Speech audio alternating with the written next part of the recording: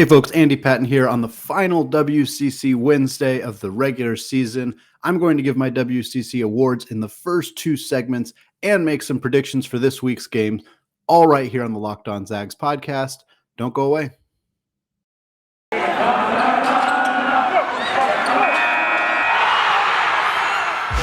You are Locked On Zags, your daily podcast on the Gonzaga Bulldogs. Part of the Locked On Podcast Network. Your team every day.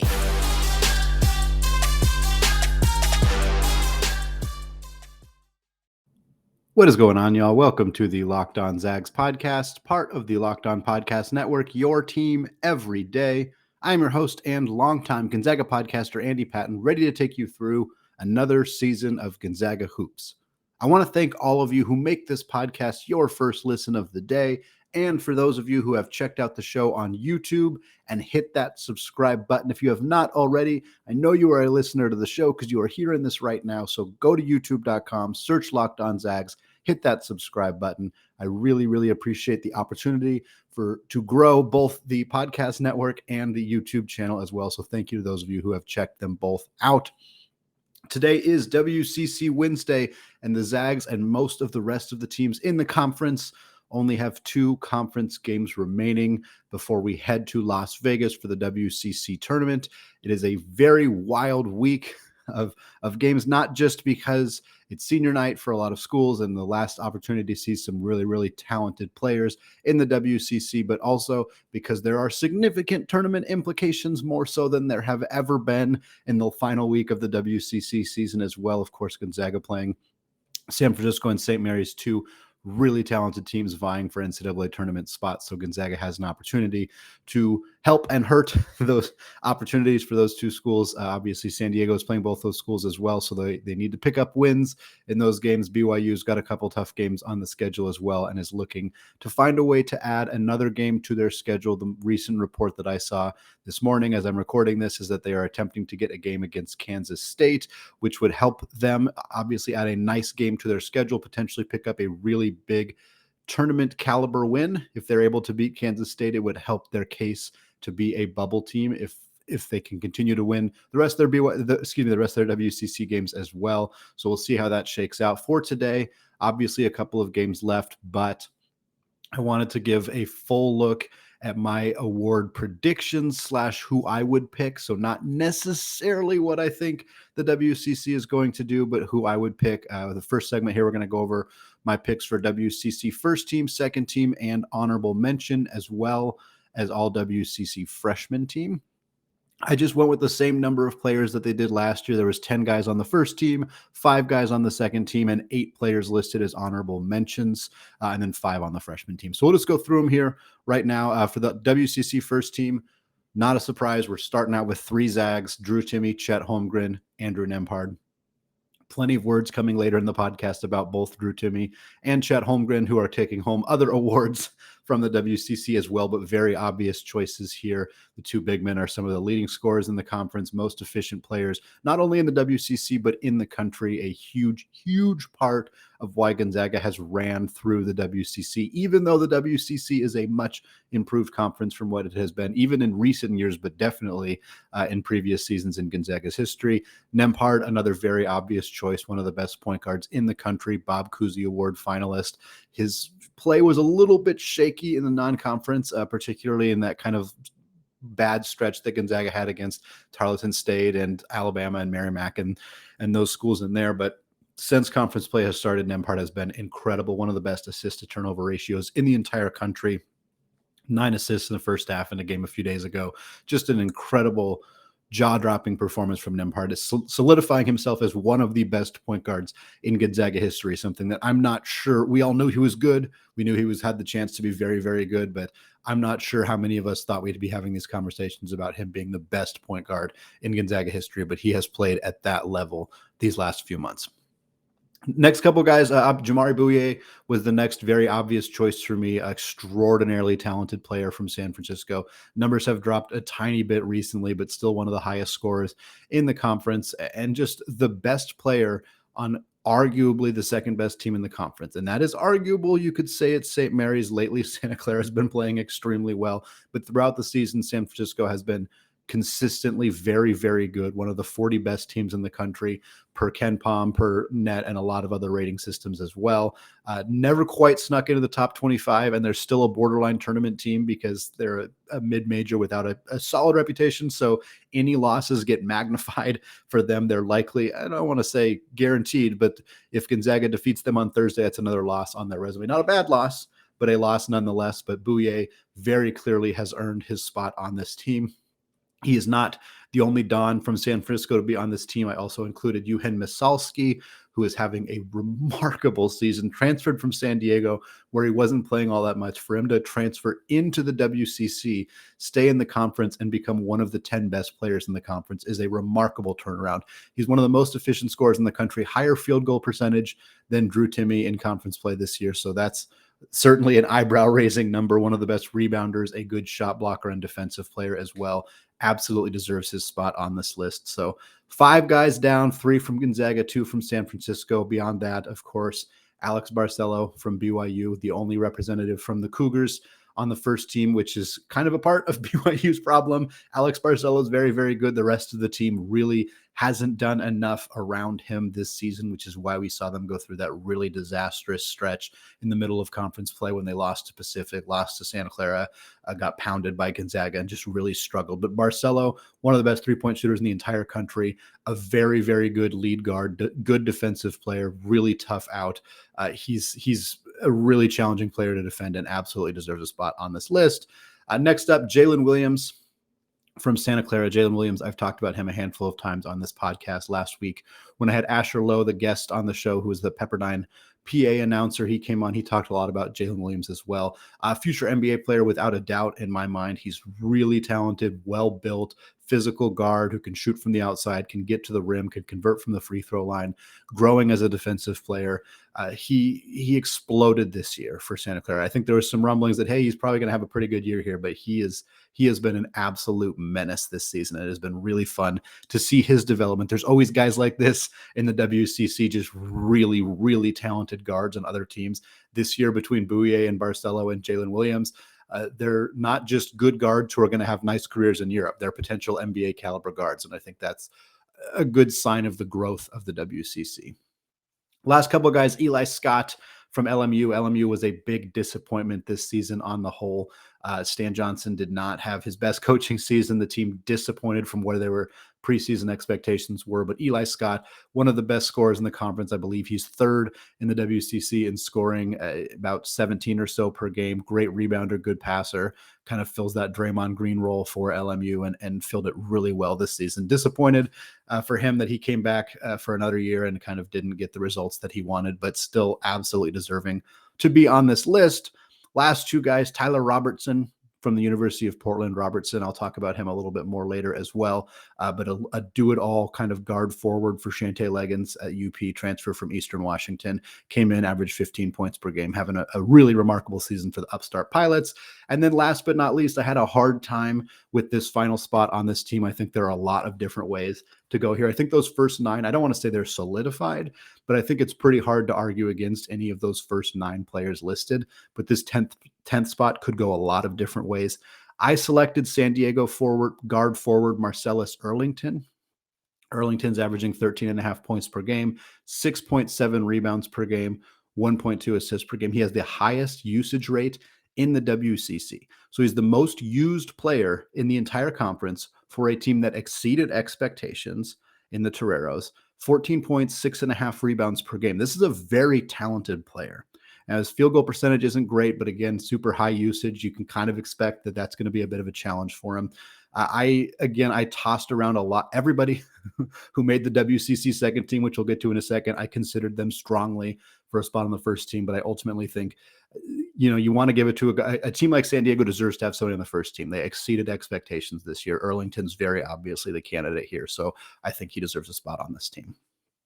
WCC second team, won't go into quite as much detail about everybody for this one, but obviously we'll start with the Gonzaga player. That would be Julian Strother, who I think strongly deserves is a strong candidate to be a first teamer as well. Again, I leaned Earlington for that spot, but Strother's having an incredible season, frequently leads the Zags in scoring, a great rebounder, a developing defensive player as well.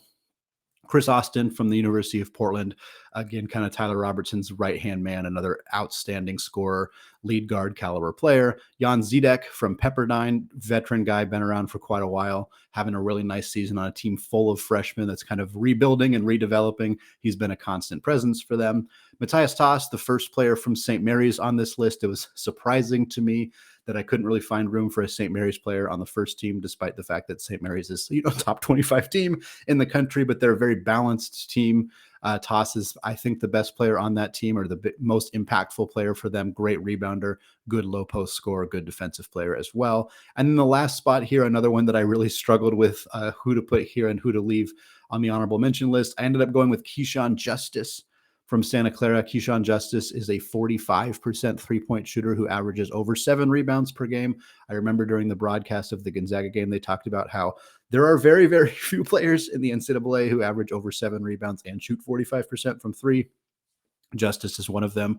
The Broncos are not at the point that they are this successful of a season without him. He's been a huge piece of that, and I think he deserves a spot on the second team here. And then honorable mention, we'll go through these guys kind of quick. Like I said, I picked 8 because that's how many they picked last year, but it also just felt like the right number of guys to earn this award.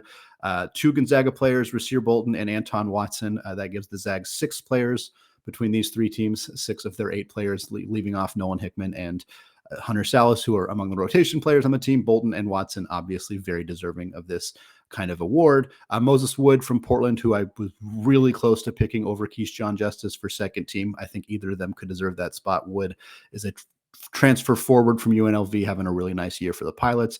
Khalil Shabazz from San Francisco. You need more Dons on this list because they've had such a great season. Shabazz has been a little inconsistent. He's a bad outside shooter and sometimes kind of disappears from games, but when he's on, he helps make this team really, really good. PJ Pipes from Santa Clara is next. Their starting point guard. He missed a few games earlier in the year with an injury, which really hampered the Broncos in the non-conference slate. When he's playing, he's a great facilitator. We all saw against Gonzaga last week, he was their best player during that game on a team with Jalen Williams and Keyshawn Justice and Parker Braun. Pipes was the best player on that team, and he really looked like it. The Zags needed to put Hunter Salas on him in order to shut him down. And so when you can do that to Gonzaga, you certainly deserve a spot on this list. Tommy Kuhse from St. Mary's. Kuhse's had a bit of an odd year, ended up getting relegated to the bench for a while because he wasn't really contributing much in the starting lineup. Still finished the season averaging, or is at this point in the season close to finishing the season, averaging about 11.5 points per game, shooting it well from 3. Really good at getting to the rim, really good at breaking down defenses. A talented player on a team that has a lot of talented players, but just didn't have a lot of guys who got hardware this year, at least on my list. But certainly a team that is doing a lot of damage.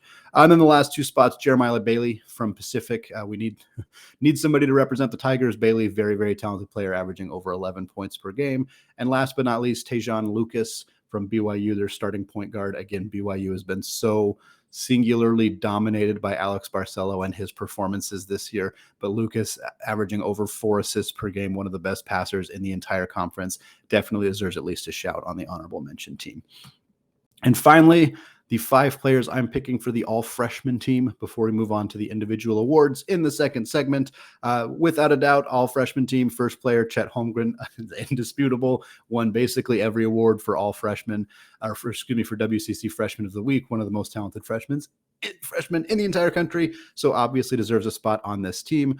Nolan Hickman also makes this team as well, 2 Zags on this squad. Hickman averaging 6 points coming off the bench, has not had as much of a scoring impact the last few weeks for the Zags, but still having a very, very nice season and going to be an extremely good player for the Zags in time. 2 players from Pepperdine, Houston Millett and Mike Mitchell Jr. Millett obviously had a remarkable game against Gonzaga earlier last week, scored 25 points. Not a super efficient night from him, but proved why he is one of the best scorers in the conference and going to be a problem for WCC teams over the next couple of seasons. Mike Mitchell is their starting point guard, averaging over 4 assists per game, which is pretty impressive for a true freshman, especially on a team that isn't scoring a lot of points and has a lot of other freshmen on the roster. Millett and Mitchell are going to be a really good backcourt duo for the Pepperdine Waves for the next couple of years, assuming they stay together. And last but not least, the final player selected for the WCC freshman team is Fousseyni Traore from BYU, their big man who stepped into a much bigger role after the injury to Gavin Baxter and Richard Harward. Traore is one of the best rebounders in the conference. I believe he's averaging 8.5 rebounds per game, an efficient low post scorer, big body dude. As he gets a little less raw and a little bit more refined as a basketball player, he's going to be very, very good.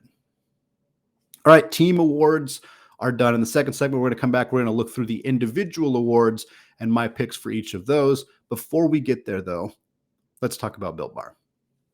This is the time of the year that I've pretty much given up on all of my New Year's resolutions, but not this year. I'm sticking to my resolution to eat right thanks to Built Bar. It almost feels like it's not really a resolution because I actually enjoy eating them. Have you tried the Puffs? If you haven't, you're missing out on one of Built Bar's best tasting bars. Puffs are the very first ever protein-infused marshmallow. They're fluffy, they're marshmallowy, they're not just a protein bar, they're a treat. And they're covered in 100% real chocolate. In fact, all Built Bars are covered in 100% real chocolate.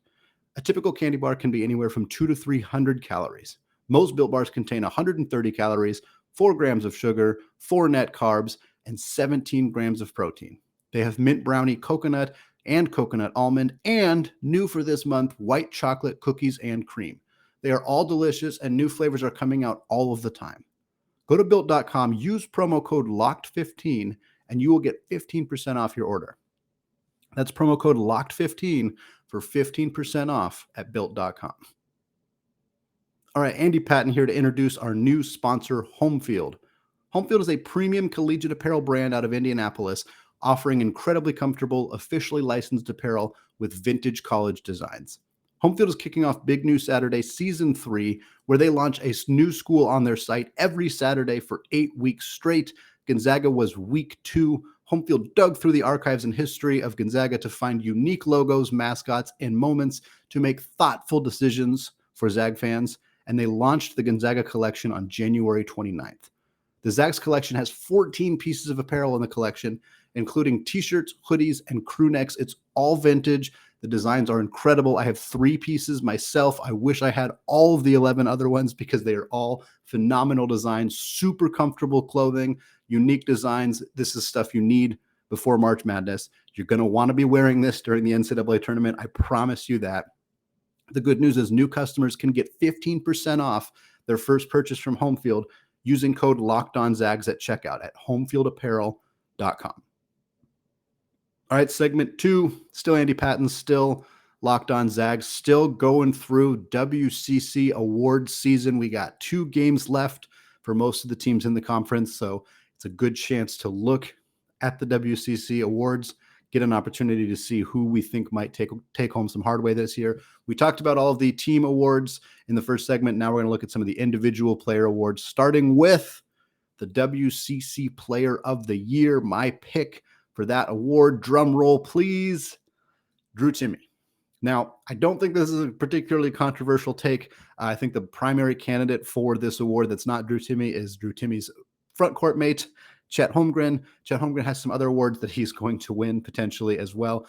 The WCC Player of the Year often goes to a veteran guy. It rarely goes to freshmen. Last year went to Corey Kispert as opposed to going to Jalen Suggs, which was an arguable, a reasonable argument to make there. But I think here you look at a similar situation, you're going to go with the veteran guy in Drew Timme. Timme also leads the conference in points per game, which is not necessarily the most important stat, but it's usually the first one people look at. And Drew Timme is first in that category. He's 9th in the conference in rebounds at 6.3 per game. His 59.6 field goal percentage at this point is 3rd behind Chet Holmgren and Eugene Misalski from San Francisco. I think you got to go Drew here. It's going to be a Zag, almost certainly. Somebody else would have to have really popped this season for it to not go to a Zag. Drew Timme is kind of the leader of the Gonzaga team. Statistically, he's one of the most accomplished players in the conference. He's still a National Player of the Year candidate. Kind of a no-brainer here. Honorable mentions in my mind, obviously Chet Holmgren, we talked about him. Beyond him, I think the only other two players who deserve a look for consideration would be Jalen Williams from Santa Clara and Jamari Bowie from the University of San Francisco. Next up, WCC Defensive Player of the Year. Not a huge mystery here. We're going with Chet Holmgren. Chet is one of the best defensive players in the entire country. He's an elite shot blocker, an elite rim protector. He is a good lateral movement defensive player away from the rim, something that he doesn't get a lot of credit for because he doesn't do it very often, because Gonzaga can usually keep him under the basket, even if there are teams doing high pick and roll actions. His plus minus leads the conference. His defensive win shares lead the conference. His efficiency numbers are first in the conference. Obviously, he's the best shot blocker in the conference, arguably best shot blocker in the nation. In my mind, this is a no-brainer here. Chet Holmgren is your Defensive Player of the Year. Honorable mentions go to Logan Johnson at St. Mary's, who leads the conference in steals. Terrell Brown, big man from San Diego, who also averages about 2.5 blocks per game and is a very good rebounder. Jamari Bowie and Eugene Misalski from San Francisco, both very good defensive players. Bowie, I think, doesn't get enough credit for how good he is on the defensive end of the floor. He's not just a 20-point type scorer on offense. He's also a very, very good defensive player. And I tossed Anton Watson onto the list as well. Didn't play enough minutes to really register on a lot of the stats that would get the attention to be a potential Defensive Player of the Year. But Watson, we know as Gonzaga fans watching him play, he's a complete menace. He's really, really good around the rim, even though he's not a great rim protector. He's good at using his body and still playing good defense down there. He's really good on the perimeter. He's got active hands. He's great at traps. He uses his body really well. He's a phenomenal defensive player. Next up, WCC Newcomer of the Year. Now, I struggle with this one a little bit. I don't think Chet Holmgren is going to take home 2 awards. I don't think the WCC is going to do it. I don't know if they have a policy specifically stating that they will not do that, but I think it's kind of common courtesy to not do that. You could reasonably argue for Chet Holmgren being Player of the Year, Defensive Player of the Year, and Newcomer of the Year. But what fun is that? I think it's reasonable for the WCC to spread the love here a little bit. And in this case, not only are they not giving the Newcomer of the Year award to Chet Holmgren, they wouldn't even give it to a Zag. In my mind, the Newcomer of the Year award, if it doesn't go to Chet Holmgren, goes to Tyler Robertson from the University of Portland. Robertson transferred from Eastern Washington. He followed Coach Shante Leggins to the Bluff to be with the Pilots. He is 6th in the conference in scoring, first among newcomers, higher points per game than Chet Holmgren. He's averaging 15.1 per game. He is 10th in the conference in rebounds at 6.3 per game. And he is 4th in the conference in assists at 4.4 per game. So 6th in scoring, 4th in assists, 10th in rebounds. That is pretty dang good for a newcomer in the conference. Obviously not a freshman. He's in his 3rd collegiate season. Robertson had a 30-point triple-double earlier this season, for folks who don't remember that. I can't remember who they were playing. I think it was Pepperdine. I'm not sure, but he had 31 points, 11 rebounds, 11 assists, a phenomenal game from him. He is a really balanced scorer. He's a really balanced player. He's obviously a very good scorer. He can shoot from the outside. He can score around the rim. He's a good rebounder. He's a good distributor. Just a really, really talented player who doesn't get a ton of love outside the WCC. It's understandable. Portland, obviously, while they made a lot of strides in the conference, and we'll talk about that in a second, they're not still a nationally relevant team, so their players are not going to get a lot of love outside of that. But Robertson is a really, really talented basketball player who's got a very bright future ahead of him. And if this award, like I said, is not going to go to Chet, it absolutely deserves to go to Robertson. Honorable mentions here, obviously Chet, Marcellus Earlington from San Diego. I talked about him a little earlier. Moses Wood and Chris Austin, also both from the University of Portland. Rasir Bolton certainly deserves to be in this conversation as well. And Houston Millett, the star freshman guard from Pepperdine. And then finally, the last award, one of the potentially most controversial ones, which is why I saved it for the end, the WCC Coach of the Year. Now, this award really depends on what you think the Coach of the Year qualifications are. If you believe the Coach of the Year is the coach who won the most games, then this should just be called the Mark Few Coach of the Year award, because the Zags are always going to win the most games in the WCC. That does not mean that Mark Few should be excluded from winning this award. Obviously, there are many instances where he was the best coach in the conference, and it is indisputable. this year, there was a lot of really good coaching performances. And so for me, when I look at this award, I'm looking at which coach made the biggest impact on his team's record. That is not a easily definable thing. If it was, we would have coaching metrics. We would have all this data on coaches. We wouldn't have very many bad coaching hires because people would have more information about the decisions that they're making, but none of that exists. Mark Few coached the hell out of this team this year. They were a team full of freshmen. They struggled a little bit earlier in the year. He got them rolling at the right time. Great coaching job from Mark Few, but he's not my winner this year. If I was picking a winner for WCC Coach of the Year, I am giving that award to Shante Leggins at the University of Portland. He proved definitively what kind of impact he can have. In one season, his first season after the Terry Porter era, he won more games in conference play than Terry did in his career, multi-year career, coaching the Portland Pilots. He turned over an entire roster, brought in high-level transfers like Robertson, like Wood, like Chris Austin. Again, no scholarship players from last year's team were on this team for the Pilots this year. Zero. To do that and turn this team into a better team, a team that beat San Francisco, a team that beat San Diego, a team that Santa Clara straight up ducked because they did not want to play them. They canceled a game against them because they were like, it's a rematch. We just don't want to play it. It hurts our chances of making the NCAA tournament because we might lose. For Shante to turn a team around that quickly, I cannot imagine not voting for him. I get it. Mark Few won a ton of games. He deserves to be a consideration. Even if you're not on the Mark Few train necessarily, you can make very strong arguments for Todd Golden. This San Francisco team, for the first time, they've been really considered as a potentially nationally ranked team since Bill Russell was there in the 50s.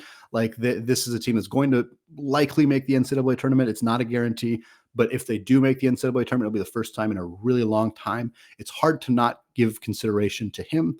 Frankly, Randy Bennett deserves some conversation. This team struggled last year. It's basically the same roster. He turned them around to a top 20 team, top 25 team, in the AP poll, top 20 team per KenPom at this point, a team that is probably going to get a top 7 seed in the NCAA tournament. That most years Randy Bennett would win Coach of the Year if he turned St. Mary's into a 6-seeded team. But this year he's kind of behind Mark Few, potentially behind Shante Leggins. Todd Golden's in that conversation. Herb Sendek at Santa Clara, turning the Broncos into a team that, had they not had some early season injuries, would potentially be in the NCAA tournament. He deserves to be in the conversation as well. And Sam Scholl at the University of San Diego. They're having a good year down south in San Diego. The Toreros are good. I don't think Scholl is going to be a serious candidate here, but he deserves a shout out. I would give the award to Shante Leggins. I think it's reasonable to argue for Few, of course. It's very reasonable to argue for Golden and Bennett, and there are arguments out there for Herb Sendek and Sam Scholl as well. A competitive award this year. I would kind of like to see somebody other than Mark Few win it, not because I don't think Mark Few was good, not because I don't think Mark Few was probably the best coach in the WCC. I think that's very, very true. I don't think there's much argument against that necessarily, but there was a lot of really good coaching performances this season. And I think it'd be cool to see somebody else, particularly Shante and the Pilots, get this award because they had such a good season. And I think it'd be nice for them to take home some hardware at the end of the year. All right, third segment, going to come back, going to look at some games going on in the WCC this week, make some predictions. The last time I get to do that this week before we get into the WCC tournament in Las Vegas. Before we get there, though, let's talk about BetOnline. There might be less football being played, but betonline.net has way more stuff to bet on this playoff season. From scores, totals, and player performance props to where the next fired coach is going to land, BetOnline is the #1 spot for all things NFL betting in 2022. And it's not just football. BetOnline.net's basketball, hockey, boxing, and UFC odds coverage is the best in the business. From sports right down to your favorite Vegas casino games, BetOnline is your #1 online wagering destination. BetOnline is the fastest and easiest way to wager on all of your favorite sports and play your favorite games. All right, segment 3, still Andy Patton, still locked on Zags, still talking WCC hoops. We're the final regular season WCC Wednesday of the year. We're going to make predictions for how the games are going to shake out this season. Haven't done this in a few weeks, so don't have super updated numbers, but hopefully we can have another solid week of making these predictions. Thursdays, got a solid 4-game slate outside of course, the Gonzaga versus San Francisco game. We're kicking things off with LMU at BYU. This is a must-win game for the Cougars. Every game from here on out for Mark Pope's team is a must-win game. If BYU drops this game, if they drop their game on Saturday, who they are playing Pepperdine, if they lose to Pepperdine, if they lose to LMU, even if they lose to Kansas State, if they find a way to get that game on the schedule, that is probably curtains for them and their chances to make the NCAA tournament. Quite frankly, they could beat LMU, beat Pepperdine, beat Kansas State, and if they don't win a game in the WCC tournament, that's probably still curtains for them. They're right on the edge, really thin spot to be right now. Having said that, I think they're going to take care of business at home on Thursday against a struggling LMU Lions team. Next up, St. Mary's at San Diego. I don't think this is going to be a cakewalk for Randy Bennett's team. San Diego is good. They have some talented players. We talked about Earlington. Terrell Brown's a big man with good shot blocking ability down low. I think St. Mary's going to take care of business even on the road against the Toreros. They need to win. Again, they have a little bit more cushion than BYU, but a loss to San Diego. Even though San Diego's a decent team, it's still, I believe, a quad 3 loss. You can't do that at this stage in the season and expect to still make the NCAA tournament. So this is a big game for the Gales. Next up, Portland at Pacific.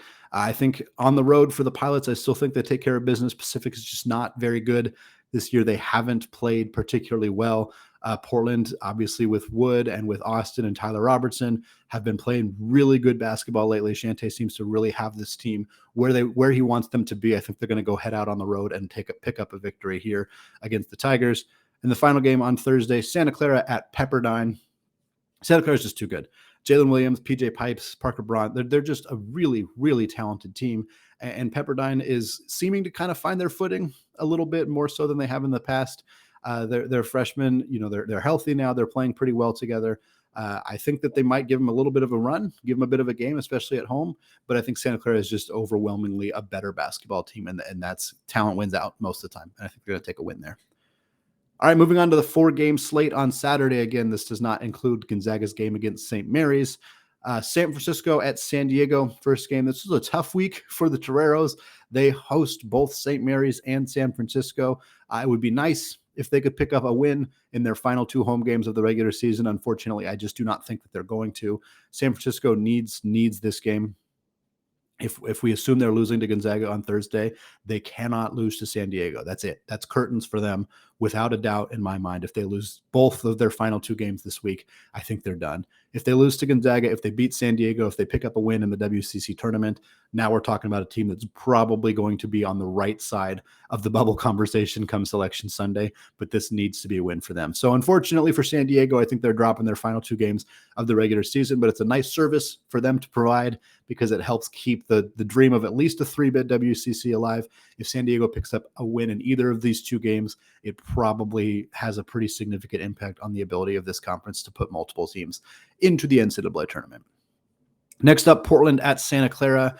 I don't think Shante is going to take this one. It's a nice road trip for them at Pacific, at Santa Clara. A 1-1 split's a pretty good result for them. But yeah, again, the Broncos are just too good. They're going to take care of Santa Clara at home. It's senior night. It's the final night in their home arena for a lot of really talented players on this team. I don't think that they're going to have enough of a lull that they're going to lose to the Pilots.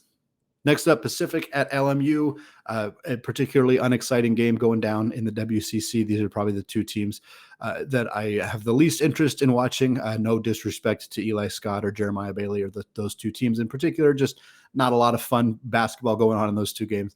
It's senior night. Eli Scott, it's his final year in a LMU uniform. Going to be a nice moment for him, and I think that he's going to lead that team to victory. And the final game of the WCC slate on Saturday, Pepperdine at BYU.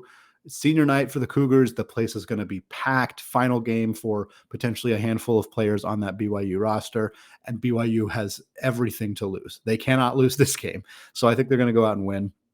I think Pepperdine can make it interesting. Millette is such a talented player. Mike Mitchell's really coming into his own as well. Maxwell Lewis is a talented freshman as well. I think they have the ability to make things interesting. If Jan Zidek has a nice game down low, they don't have a lot of depth. BYU doesn't have a lot of depth to defend him, but I think BYU is going to take care of business. I don't think they lose at home on senior night with their season hanging in the balance. I think Mark Pope and his team find a way to get a victory there. All right, that is going to do it for me today. We got a lot more coming up later this week. Andy Locks on Thursday, a review of the San Francisco game and a preview of the St. Mary's game on Friday's show, all right here on the Locked On Zags podcast, available wherever you get your podcasts and available on YouTube. Search youtube.com, look for Locked On Zags, hit that subscribe button if you have not already. Finally, thank you to those of you who have made this show your first listen of the day. Now is a great time to make your second listen of the day, the Locked On Bets podcast. Locked On Bets is your daily one-stop shop for all of your sports gambling needs. Locked On Bets is hosted by your boy Q with expert analysis and insight from Lee Sterling. All right, thank you all for listening, and go Zags.